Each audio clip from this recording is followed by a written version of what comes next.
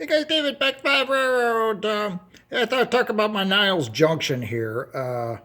Yesterday, I reconfigured my crossovers just behind the tower because I wasn't happy with how it was working. So I figured I'd do a video and show you, how the Niles junction all worked back in the day. So off to the left, WP, that was a WP crossing over the SP.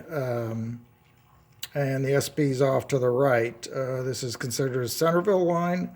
Back in the old days, I talked to a number of old SP heads, and they said the Centerville line was hardly ever used. Now it's double tracked. It's heavily used by Amtrak.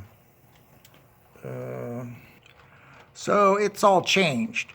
And the reason I've got this box sitting right there is because that's all my scenery material. So that's next up on the list is I gotta get some scenery in this area. And I'm going to show you a map of the original how it used to work.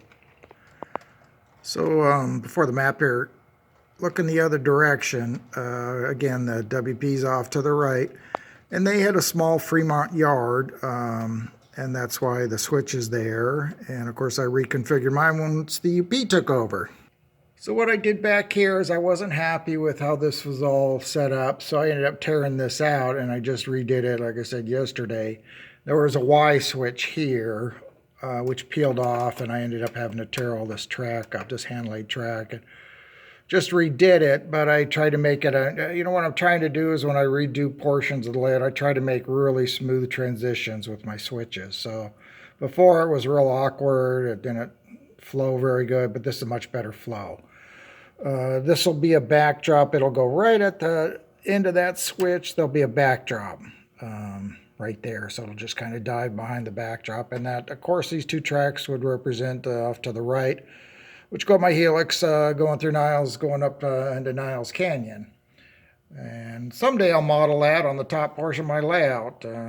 That's on my to-do list. I just drew this. This was the actual track arrangement, and it's since changed, and I'll show you that in a second. But that's kind of how it was. It crossed over right here at the tower. I don't want to say it was 100% 90 degrees, but I think it was pretty close to that.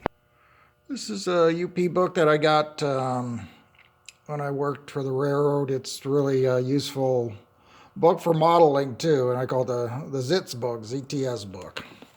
So open it up, and here's their track arrangement for Niles, and that's how it changed. This is the old WP, now the UP, and they put a connection track here. This isn't what I'm saying. That's not totally to scale as far as there's a curve right here. It curves in quite a bit, so that this is just how they drew it right there. So, but Centerville line would be here, the SP, and that goes down to, when it says Snowboy, that's they refer to that as the north switch there at Warm Springs. So, yeah, that's kind of their book.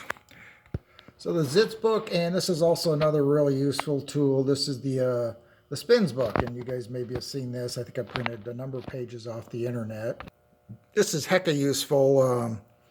Because it gives you kind of the track arrangements, all the industries and the names of the industries back in the day. So fortunately I'd show you Niles Junction, but I guess I didn't print that, and I don't know if you can still get it, but I'm sure you could probably find it on the internet someplace.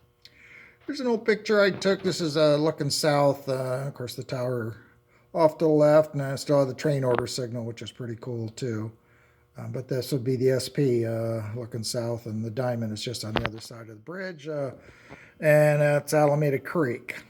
Another picture I took, again, I took these in, I want to say late 70s, early 80s. This is not that great of a picture, but that's a WP train right there. I think there's about 5 engines to that, a bunch of tank cars behind it. But it's a good shot of Alameda Creek, which has water in it, and I have a feeling it's probably dry these days out here in California with their water problems. So, one interesting thing in this area, I think right about here, is they put in a dam, one of these, a bladder dam where the thing blows up. It's a big rubber bladder, so they can blow it up, to make a dam, and then but I think it's just all air, and then just release the air and it drops down, so it flows. So it's kind of interesting what they did there.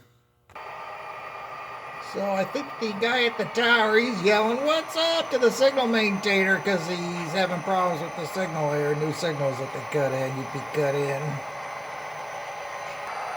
Well, we got a cement train, load of cement train. Came off the SB.